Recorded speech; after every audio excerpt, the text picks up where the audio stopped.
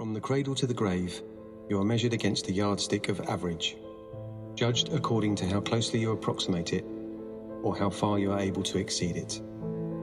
A modern conception of the average person is not a mathematical truth, but a human invention, created a century and a half ago by two European scientists, Quetelet and Galton, to solve the social problems of their era. It's what Todd Rose speaks about in his bestseller, End of Average.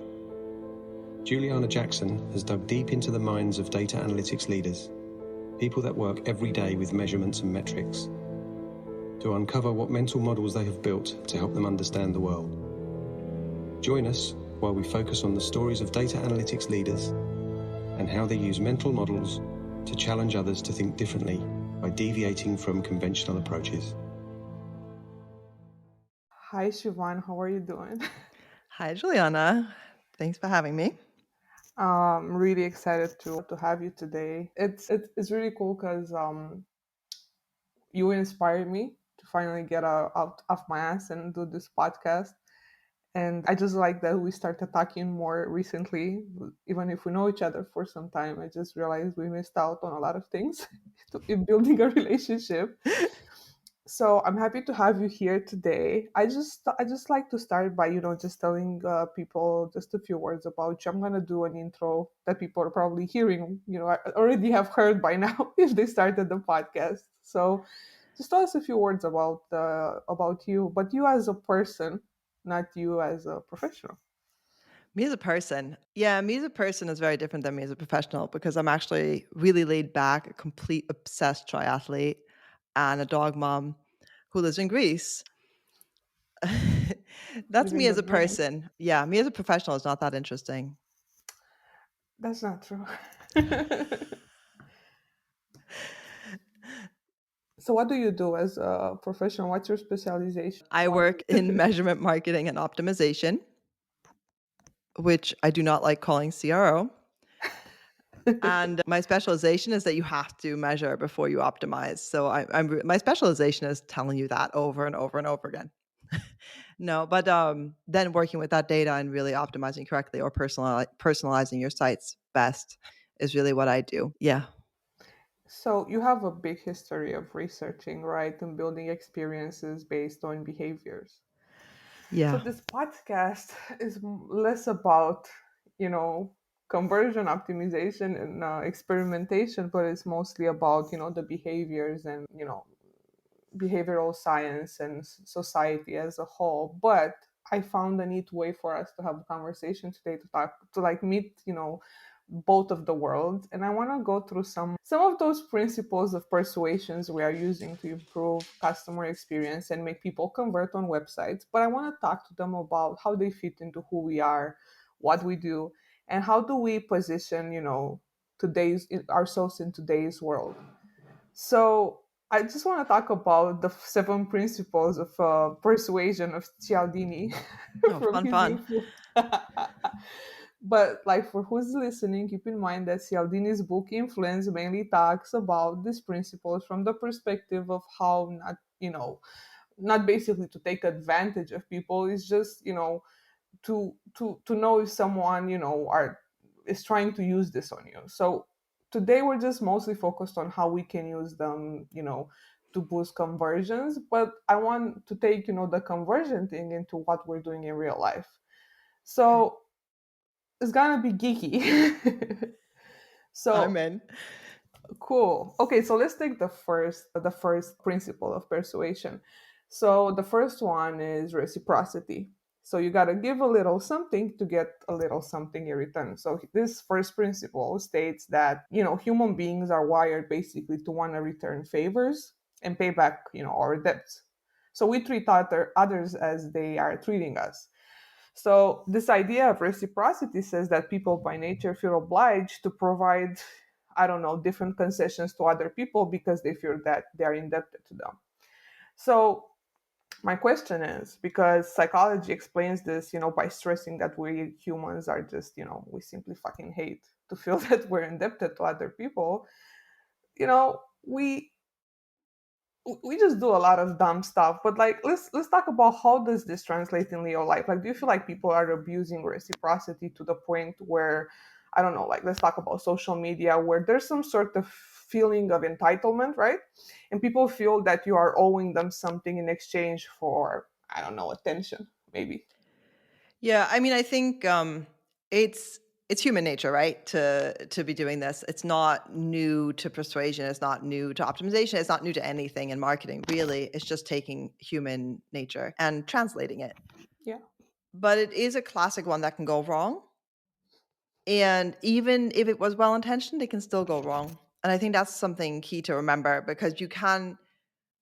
I think a lot of people do this unconsciously, but it's also because it's being demanded of you, you feel like you have to give. And then it's not necessarily what you need to be doing at that given time. There are so many examples where it can go wrong or right.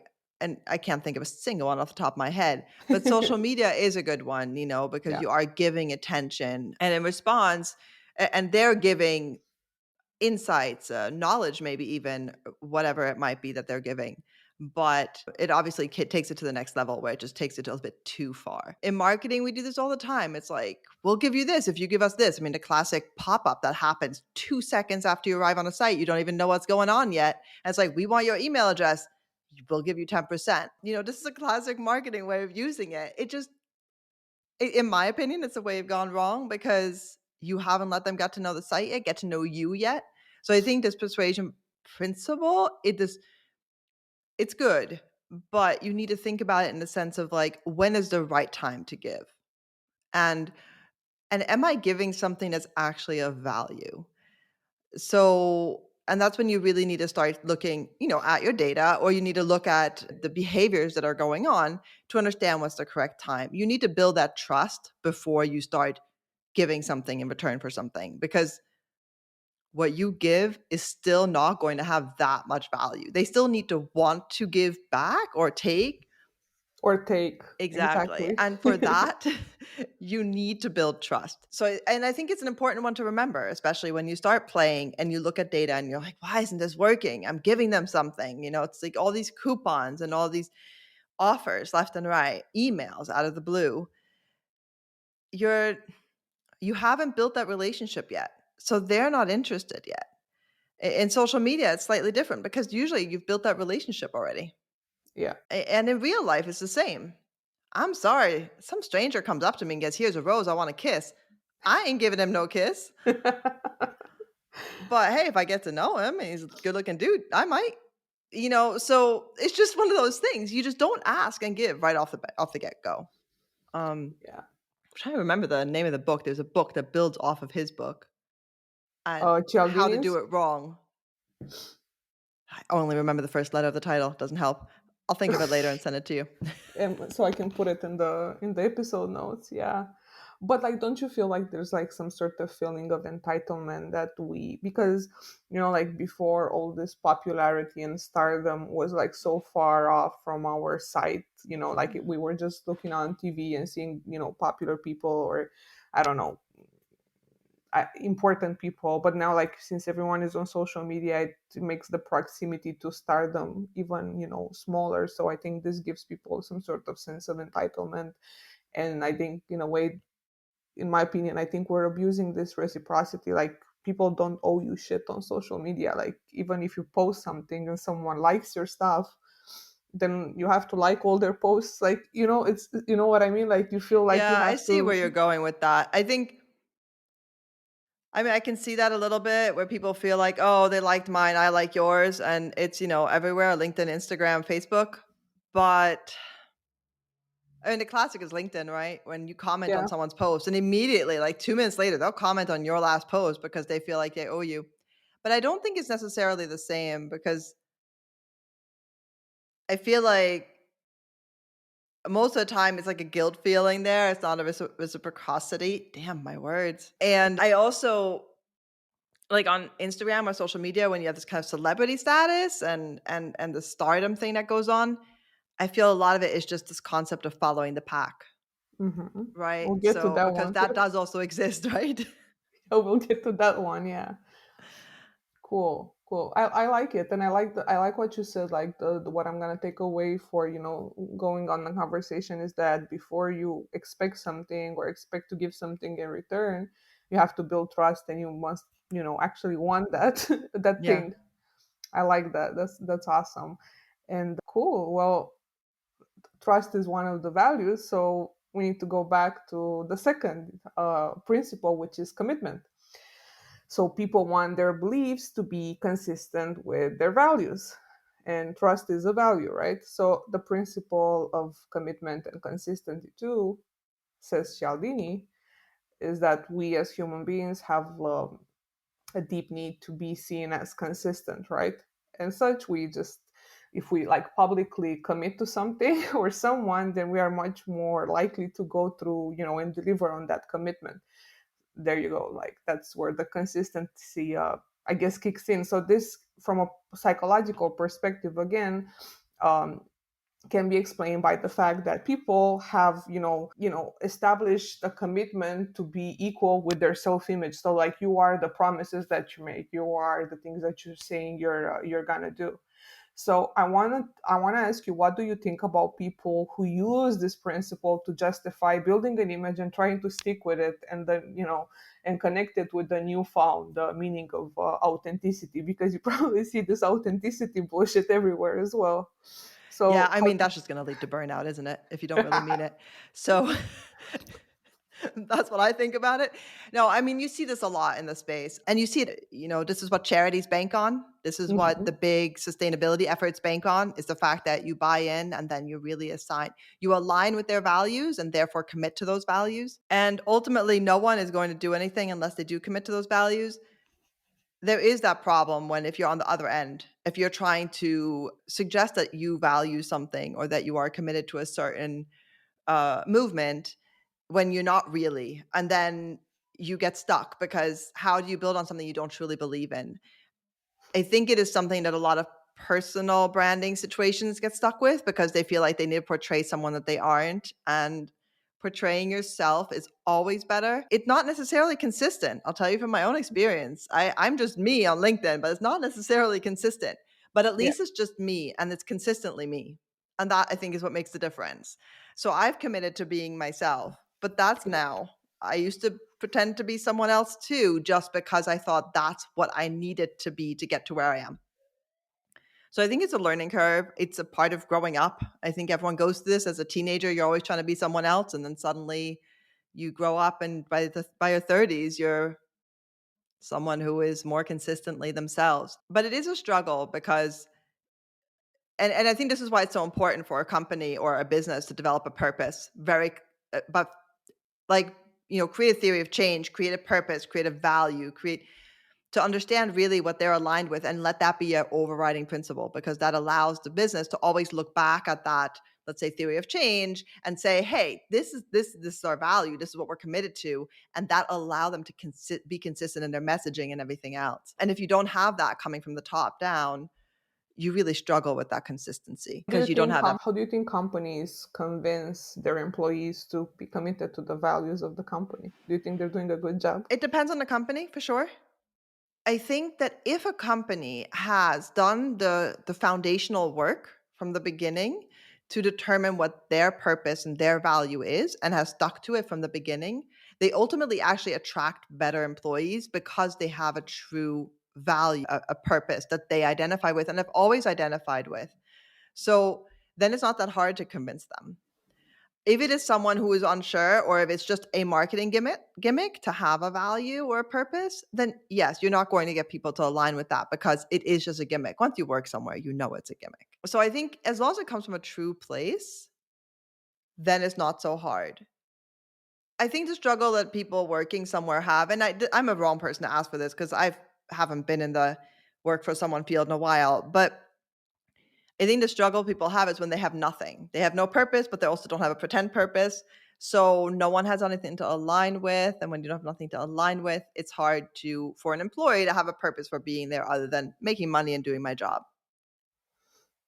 So let's take a step further into alignment, because I want to stick here for a second. In the last episode, I was talking to Matthew Brandt, and he was saying that people feel the need to adhere or to associate themselves with a box or a category to make sure that, one, others understand them better, and two, they understand themselves better. But once you get into that box and you associate yourself where you are committed to the box and committed to the value of the box, then you're going and screaming that your individuality, is bigger. So basically, we want to be a part of something, but at the same time, we don't want to be a part of something. We want to be unique like everyone else. Exactly. So what are your thoughts about this? Like, how do you think this principle of persuasion applies with you basically just trying to be committed to, I don't know, a category or a box that you put yourself in? So at work, you put yourself in the company culture box. Outside work, like you can put yourself in the category, I don't know, of a Meyer-Briggs. You can put yourself in the category of, I don't know, standing against something. Like, Yeah. how can you be consistent with that if you're just like most people, just they're following the crowd? I mean, Matthew put it well by explaining it like as a box. And it's funny, I've been very lucky that the way I grew up would never fit into a box. So I've never really fit into a box. I think that's why it's allowed me to just be me. Yeah. But I do see how I occasionally try to put myself into a box. And, you asked me about me as a person. So I'm a triathlete. And I did in the very beginning, I was put into that box, or I put myself into that box. And I was committed to it. But then at some point, I needed to break free of it because that was not the way I did triathlon. It's not the way I identify as an athlete. But it takes a lot of maturity and processing to be able to break out of that box. And that's exactly the danger. I think when we think of it as a box, even though we do, we immediately limit ourselves, which is a problem. If we just think of it as like somebody I've worked with, I wish I remembered her last name, Melanie. I think she's a life coach. So Mhm. she has a really great example. She says, don't think of yourself as in a box. Think of yourself as a molting lobster. So a lobster is trying to get out of its young shell so it can grow because it needs to grow because there's a second shell there. If it doesn't, it's going to be stuck and it can't grow. And that's how I like to think of it. Like yes, we're stuck in a box, but if we think of it more as like someone shedding its skin and growing into its new one, then we have the liberty and the availability in our brain to be able to say, I might have been fully committed to this and I'm consistently this, but now I'm growing, so I can change that. I'm allowed to change that. I think this is the thing. You can get stuck in one way, but there's no reason to. Yeah, you gave this example of company culture. It I can see how people put themselves in that box because of work. I dare say I wouldn't. Not me as a person. I'm saying I don't think it's necessarily the right thing to do. I don't think it's necessarily the right thing to do to be jumping from box to box.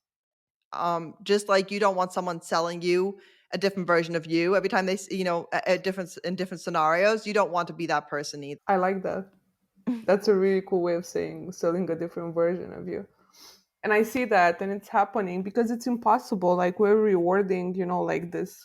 Like, it's like, if you're not with us, you're against us, and this is exactly what's going on right now. It's a huge, division against people Yeah. from all perspectives. Like, look what happened with COVID. It was the vaccine against the people that do not want a vaccine, and it's just like, it's dumb, and it's Yeah. always some sort of thing that happens to make sure that people are not, getting along. Cool. I like it. I like it. Let's go further to more social stuff. So there's nothing like feeling validated, right? Based on, what others are saying or doing. So, probably that I'm talking about social proof. So Mr. Cialdini, I hope I'm saying his name right. It would be embarrassing, but I think he defines social proof as people doing what they observe other people doing. Fit perfectly with what we were talking Yeah, about. exactly. Follow the leader. Exactly. But it's also the principle that it's safety in numbers, in more numbers. Of course. And this time, I'm not going to lead into asking you a question. I just want to know, where do you see this happening most in today's society, like having the safety in numbers? It's a Yeah, I mean, trap the safety in question. numbers thing comes heavily in social media. It's definitely there. It's everywhere, though. I think the easy way for people to do something and to decide on something. In marketing, this is a heavily relied on principle that, this concept of if everyone else does it, then another person will want to do it. And in my years and years in the field, it works. There's a reason why the charities I've worked with highlight how much money they've raised or how many volunteers they've signed up. This is for a good purpose, right? They're trying to rile up more people.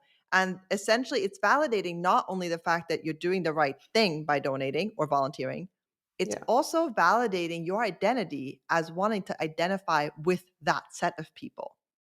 Because the moment you do that, you're saying, wait a second, there are 90,000 more people who think like me? That's pretty cool. That means I'm thinking the right way. It's not just about they bought or donated. It is the emotional attachment you have to that.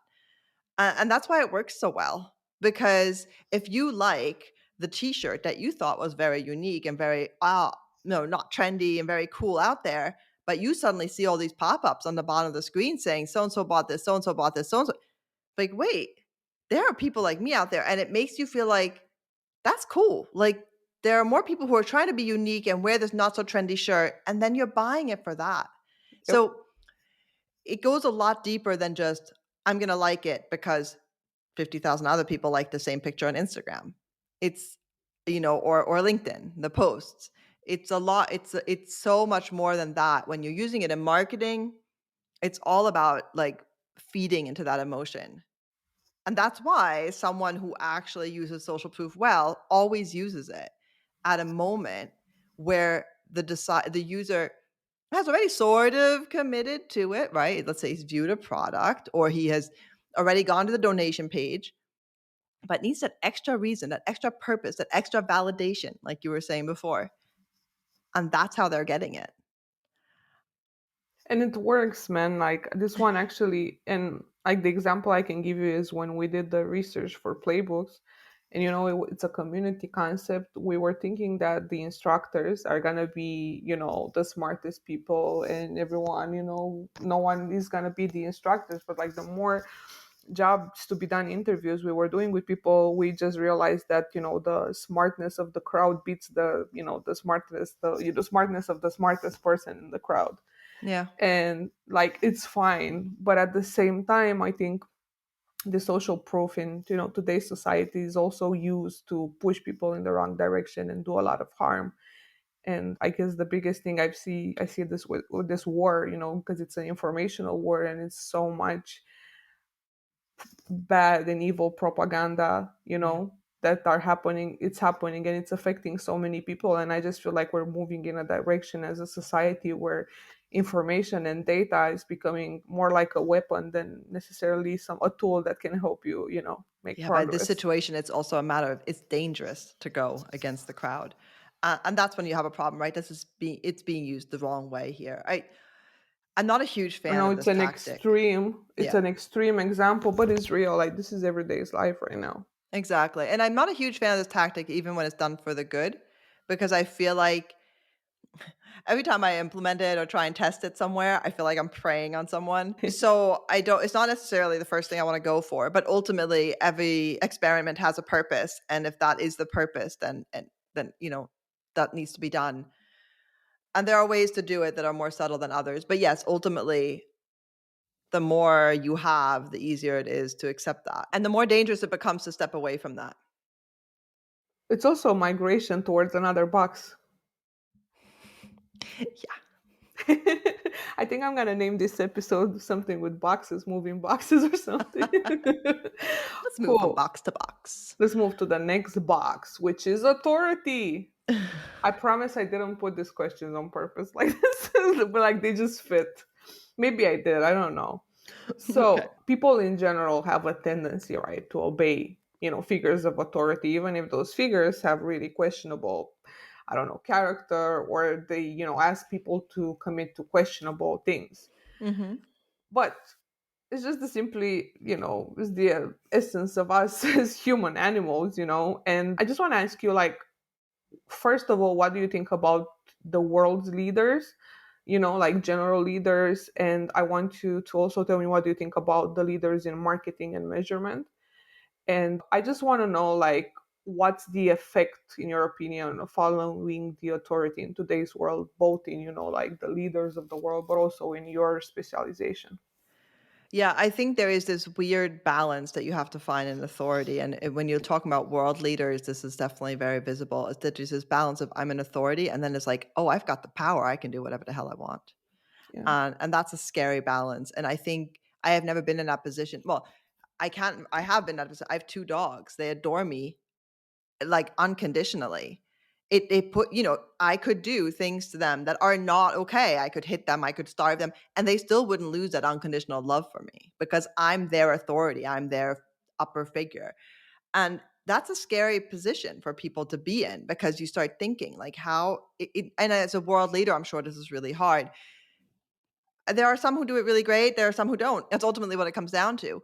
And I think in terms of leaders in the marketing and measurement world, it's the same thing. You need to find a balance. Now, luckily, especially in the measurement world, the authority figures that I know of and that I let's Give say me some names. follow or listen to, Give me some names. I like Seymour. I have Chris Mercer. Yeah. I don't really watch a lot of Jeff Sauer stuff, but a lot of people really like him.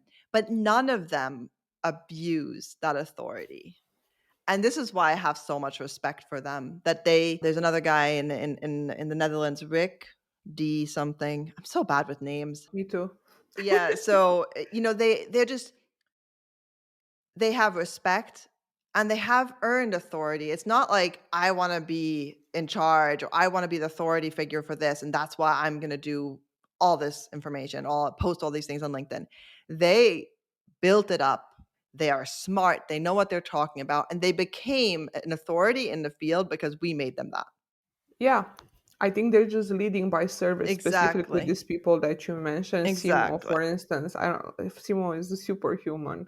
I don't Yeah. know how he has time to do everything that he does and be all over, Slack, measure Slack, and just Yeah. just like Exactly. he's And this cool. is the Yeah, thing is, but for example, in Simo's case, now I don't know him personally, so I'm not going to say this is necessarily, but for him, I think for us, it looks like this is his purpose. This yeah, is his value. This is what if you want to put it this way, it's his box. But this is not the box he was in a few years ago. And a few years ago, he was all tag manager. And that's it. And now he's grown. He's come out of that box and he's diversified a bit, but he still fits into that one value. So he's a really great example. Um, and in marketing, there are a couple of authority figures out there who are a little bit more controversial, I would say. like who? It I'm not Give going to me mention those some. names, but and there are some that are Okay. doing really well.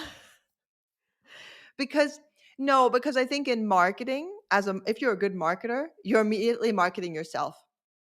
And you immediately have an agenda. And then you're saying, I want to be an authority in email, so I'm going to become an authority in email. So now I'm going to push, push, push. I'm going to be an authority of cold pitching, so I'm going to push. So immediately you're marketing yourself and you're making yourself an authority. There are marketers out there who have become an authority in their field, who have also then moved on from it. Look at Pep. He started CRO. Zero, yeah. He was the OG of CRO. And now you don't think of him necessarily and say, "Oh, he's CRO," because he's grown out of that. He's Yeah. completely but he became an authority and, then he did Winter, then he started, building companies essentially. So he's evolved out of that, but he's a good example of an authority in a field because when CRO was happening, he was writing a ton of blogs and he was doing all the dirty work himself very early on, and he had the knowledge. And a few times I've spoken to him, he's not someone who doesn't know what he's talking about. So you have a respect for that because it's again, we made him the authority. Craig Sullivan is another one of those. Oh We my made God, I love him Craig. the authority. So Yeah. and I think that's what it's about. It's Self-proclaimed versus exactly. elect, I guess. Yeah. And being elected to it is very different. And it's really the only form, in my opinion, of a true authority. You This is don't really make cool. I yourself the like authority. this. You become it because other people think you are. You are, yeah. And it's funny because I used to think you can do that. I was trying, as you remember, to build this category, the CVO stuff, and I was just trying to become this CLV category, leader and whatever. And I think I, succeeded until a point. But then I was like, man, like this is not necessarily who I am. And the more I tested the shit that I was talking about, I realized that, what, this shit doesn't really work as I thought it works. And just because you have some cases that it works, it doesn't mean everyone. So when I came and I got hired here, I was trying to do shit that I thought is gonna work, and guess what? It didn't work at all. So Yeah, I but I had to think in go your back case, it to was a basics. situation of you had a job that demanded of you, and most jobs do, that you become an authority in that Yeah, space, and then you try to, and you just did it really well. And yeah. again, you got to the point where people made you that. People were Um, very good to me, very good to me. Like I just think like the people that I have on social media that really give a fuck, like they have been just like super generous. To have people in your corner all the time. And like, yeah, I don't consider myself an authority. I consider you more of an authority because you really are doing your thing and you've been doing your thing. And I think in your case, from where I look at it, and given I have more chance right now to get to know you better and to talk to you, is that I see that it's just a lot of hard work and dedication, and you're just like simply sticking to your truth, which I think is fucking awesome. Because most people that I know that I'm not gonna name in the same industry are just using different tactics, and they're trying to position themselves as leaders, but it's just fake and you can smell that. But you're just being who you are, and like unapologetically. Damn, that was a hard word to say. But yeah. well, thanks. But then again, it also, this is the same. Like if you look at brands, Yeah, certain brands are an authority because they worked hard and they got there with good work, good quality products, whatever it might have been. And yeah. some try to establish them, and they usually fall off the planet 3-4 years later. Because you cannot be consistent to something you don't believe in. Exactly. It really, I mean, you when you emailed me about these persuasion tactics or principles, I quite enjoyed the read because I'm like, do do people realize how they just really all affect each other? They're not really 7 individual principles, right? They don't work without each other. They Um, don't. they're like a chain. That's why he A got the chain that's last like one, the interchanged like unity. this. That's why he got the unity one, the last one that was like newly introduced. Yeah, I wish people would read my notes that I have, because they're better than what I'm I'll saying. add But those to the episode notes for her. I will. I will. I really should. Yeah. Okay. So we're talking about people that we like, right? Clearly, and people that we don't like. And liking is yet another principle of persuasion. The more you like someone, the more you're gonna be persuaded by that person. So, according to Mr. Cialdini, again, liking someone increases the chances of being influenced by this particular individual. And liking is based on sharing something similar with people, around you. Like, for instance, you have dogs, Siobhan. So I have, let's say I would have dogs and I'd be like, oh my god, I'm a dog mom too. Exactly. So it can also be very based, like on something super superficial, like, oh my god, I like how attractive someone is, or like how good they look. Like, it doesn't have to be very deep. But I want to ask you, like, why the fuck are we so obsessed with being liked, and why are we hanging, so tied to these likable figures? And like, are is it because, like, if we have people that are like attractive figures or likable figures and known, to be that, does it make us feel, better about ourselves because we're associating ourselves with them?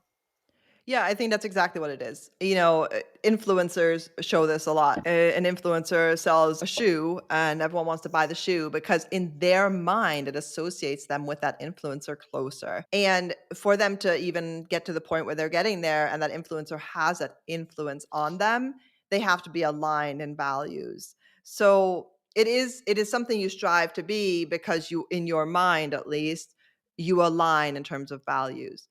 This is why, when salespeople pitch to somebody, especially when they cold pitch, they try to build a relationship first and they try to find that common ground. Yeah. I know that when I first started getting client calls in, I wasn't really, I'm not a salesperson at all. And I'm actually really bad at it. And I just don't like selling.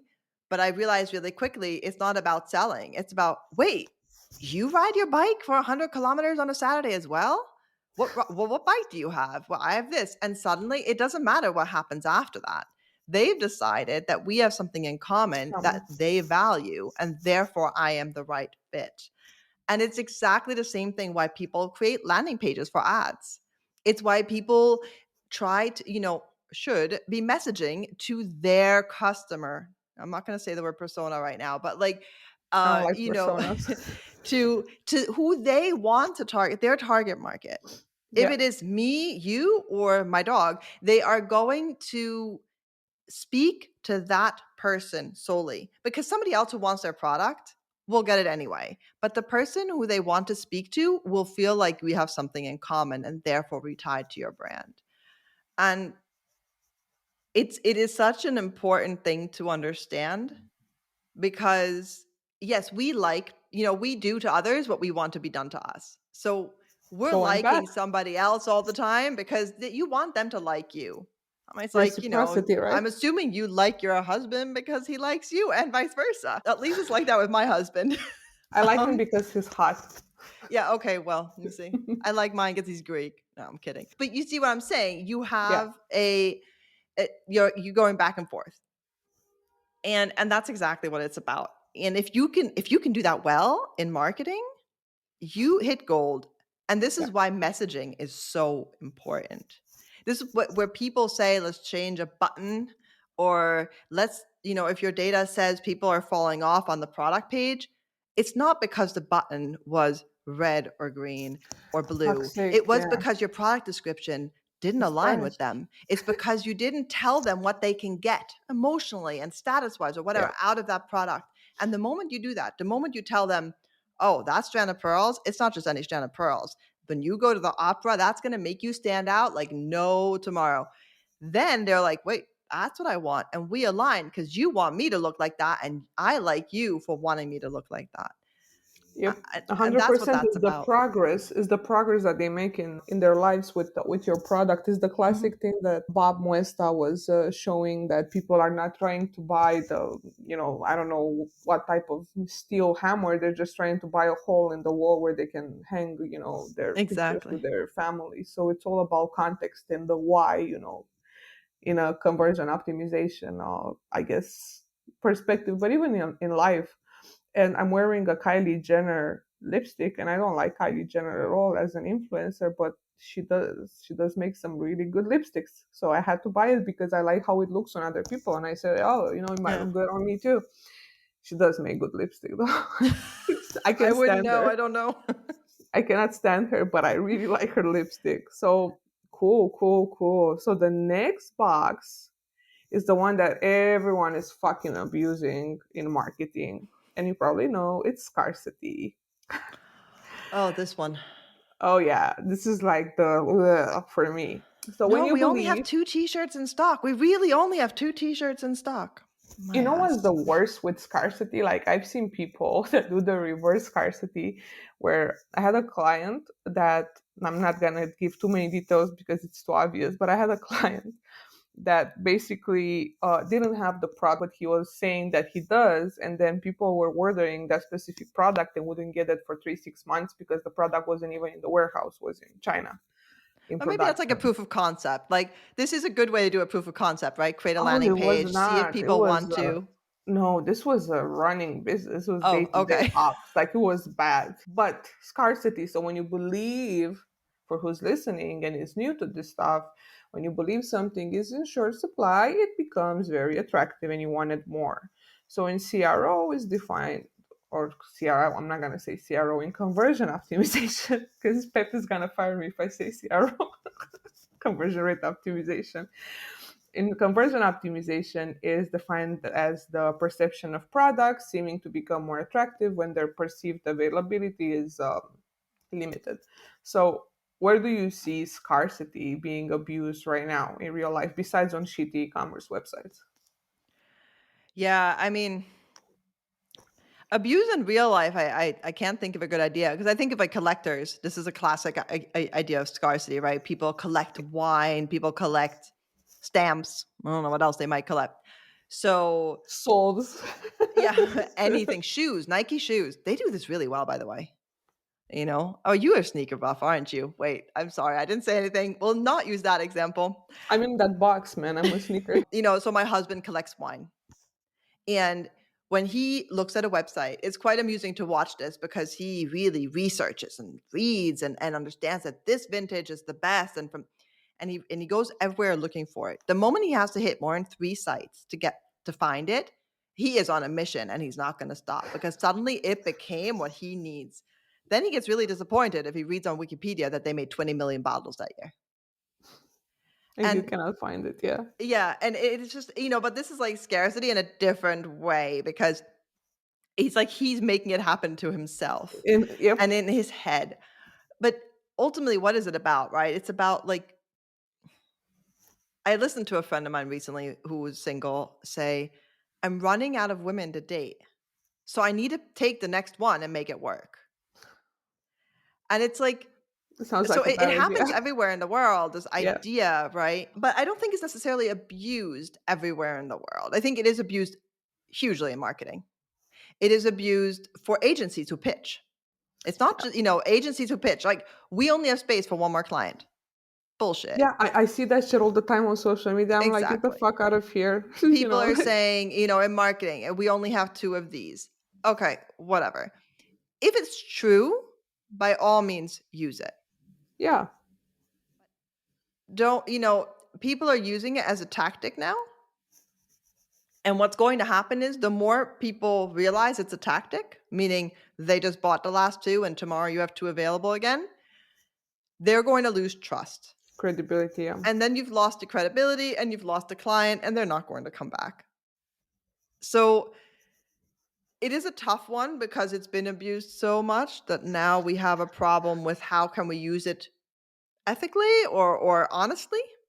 Yeah. And again, it comes down to trust. It comes down to, are you for real? Reciprocity. Exactly. I'm just See? gonna leave you tie them all together. Yeah, I have to like, I feel like I haven't done such a good job, but I'm gonna tie them together in the last one, which is unity.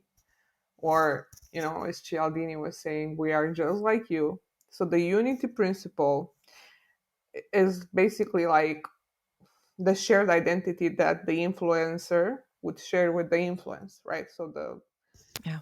website would share with its audience, or a person would share with their friends, or the head of the family would share with the rest of the family. So have you ever been, you know, to a party or a conference when you met someone that went to the same university as you did, right? And you probably said, oh my God, you know, we are the same, or you worked at the same company and so on. And you feel like an instant connection because there's something that connects you, right, to that person. And according to Cialdini, the unity principle just, you know, moves beyond like surface level similarities, which, you know, can still be influential based on the liking and likability principle.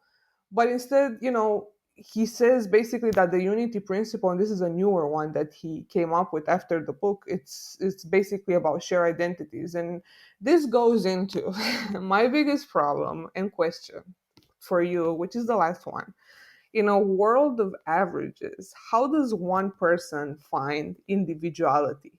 Because everyone is fucking sharing individuality and sharing personalities. But like, again, when I recorded with Matt last week, we were talking about the fucking obsession with this unity and, you know, having shared the individualities with people. But like, how can you see someone's individuality and personality by looking at it through a box? And if you want, in the measurement perspective, to ask you this question is basically, how are you gonna find a specific metric by comparing it to an average, or by comparing average to average? How do you find that deviation? How do you find that error that we're calling error? Yeah, the outlier. Yeah. Yeah, where's the outlier? How can you look at someone or find someone if you look at them from a, I don't know, group or average lens?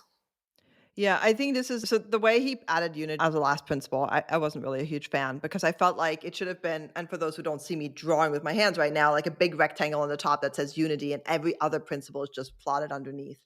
Yeah. Because ultimately, for that unity principle to happen, you need to be acting on all of the other ones. And this is why this is such a marketing principle, because this is the ideal way you can misuse or use well to market to your customers, to your clients, to your partner for all you want. Because if you use a balance of all of these or understand each individual principle, you'll get to this concept of unity. Yeah. Now, in regards, yes, so averages are, as a mathematical function, are fine, but average the size of this and average that is just outdated. It's not true. And that's, I think, ultimately what it comes down to. We've really misused this word a lot. And mathematically, I use averages a lot, but as a person, ultimately, the way I think about it is that none of us are actually not unique. In the sense of the fact that each of us is unique has nothing to do with averages. We are each unique because even though we both have dogs and we might both even have gone to the same university, there are so many other aspects of me that you don't have. And that is true for every person I meet. I will never meet a single person who is every part of me as I am me. And that's exactly what it is. So, when people say, this is why I'm not a huge fan of like certain personas, because you can make me the persona. You're only speaking to me then. You need to look at your target. Your target are people who fit certain buckets, certain boxes. And you can fit more people into those boxes. You're never going to niche down to just me. So you cannot be targeting a unique person. It just doesn't work because you'll be targeting one. And you need to accept the fact that you need to target various different boxes that a lot of people are going to fit into. And it's still not an average. Because just because a bunch of people fit into that doesn't mean it's an average. So I think this is, to me, I've never believed that I am not unique. And I've never believed that you're not unique. Because you and me have great conversations. We curse a lot. We have plenty of things in common. But we're definitely not the same at all. So, and this is exactly what it comes down to. And this is why this idea of averages bothers me. And the fact that people tell me, in the athletic world, you get this a lot. You're an average triathlete. Mm-hmm. Yeah, I'm actually right where I should be right now for me. I'm not average if you include the pros. I'm really bad if you include the pros, but I'm average because you're taking this pack of, so just that whole thing anyway. And I'm not average triathlete when it comes to my body size or my body structure. And I'm not an average triathlete when it comes to my swim times because I blow you out of the water. And I'm not an average triathlete when I run because I'm super slow. So these are the kind of things you start thinking about. So do I have a problem, with saying no, there are no averages? When it's not mathematics, it's easy. Everyone's unique. But in marketing, you can't focus on unique. In measurement, you can't focus on the outlier. And even if you want to go looking for him, he doesn't help you. Because when you're marketing or using data to learn or educate, you need to be able to segment by your boxes. And this is why the unity principle with all the principles underneath it essentially works, because you need to segment people by their boxes. There is a reason I exclude the outliers from my data set. Because when it comes to marketing, those don't help me. Because that one guy is not going to make or break my business. But all the people I can fit into the boxes do. And I think this is what it is. And I'm not averaging anything. I'm just segmenting users into boxes that I can then apply a specific message or technique to, so that they feel that they can align with me or I'm talking to them.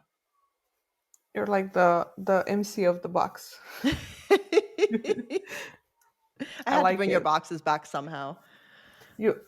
This is definitely gonna have the box name on it. Yo, Siobhan, this was awesome. Thank you, Juliana. Thank you for this. I'm gonna have a lot of notes for this episode. And just to wrap it up, where can people find you? Where can people work with you? My agency is named Raze, Raze. You can also find me on LinkedIn if you figure out how to spell my name, Siobhan. And I also host a really cool podcast called Marketing Unfucked. Yes. Very exciting podcast. And you'll find the link in the footnotes, and then you will also find the YouTube video for how to pronounce Siobhan's name and how to write it, because I needed it too some time ago.